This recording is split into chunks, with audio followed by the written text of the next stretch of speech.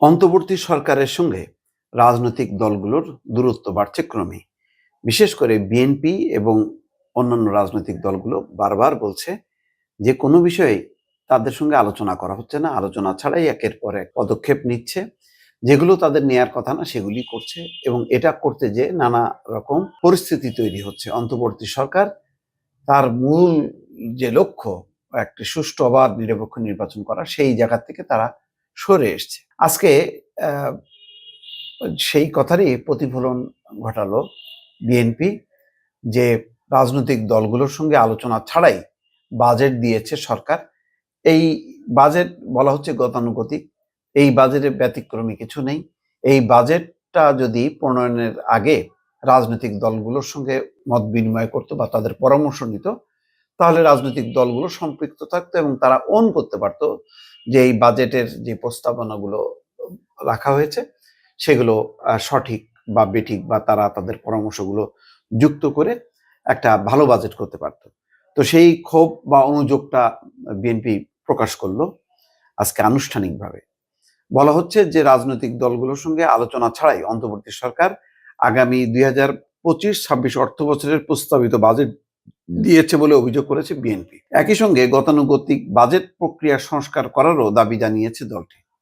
বুধবার বিএনপির চেয়ারপারসনের রাজনৈতিক কার্যালয়ে এক সংবাদ সম্মেলনে দলের পক্ষ থেকে স্থায়ী কমিটির সদস্য আমির খসরু মাহমুদ চৌধুরী এই কথা বলেন।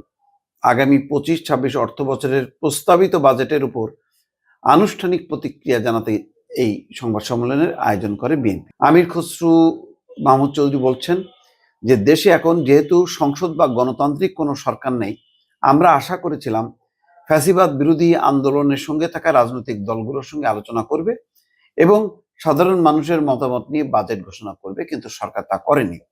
বাজেট ঘোষণাটা পুরোপুরি গতানুগতিক বলে তিনি মন্তব্য করেন। খসরু বলেন, শিক্ষাক্ষেত্রে কর আরোপের কোনো যুক্তি নেই। আগামী দিনে বিএনপি ক্ষমতা এলে শিক্ষার কর মকুব করা হবে। তিনি বলেন, বাজেটে আমাদের আউট অফ বক্স চিন্তা করতে হবে, গতানুগতিক বাজেট থেকে বের হওয়ার সুযোগ ছিল।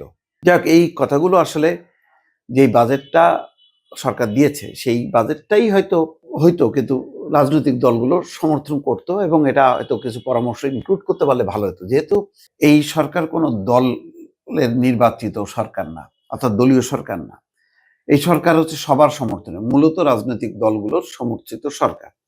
তো সেখানে আলোচনা করতে পারতো যে আমরা বাজেটের এই প্রস্তাবনা করছি, আপনাদের কোনো মতামত আছে কিনা বা কিভাবে করা যেতে পারে, মানে সবাইকে যুক্ত করা। তো এইগুলির ক্ষেত্রে যেমন সচিবালয় একটা অচল অবস্থা, নগর ভবনের একটা অচল অবস্থা, তারপরে করিডোর, বন্দর, নানা ইস্যুতে সরকার এই যে একলা চলো নীতিতে, যে আমরাও একটা সরকার, আমরাও একটা রাজনৈতিক পক্ষ, এই যে মনোভাবটা, এই মনোভাবটা আসলে ক্ষতি করতেছে। মানে অনৈক্যটা এবং বিভাজনটা তৈরি হচ্ছে দিনকে দিন, সময় যত গড়াচ্ছে। দর্শক ভালো থাকবেন, আল্লাহ হাফেজ।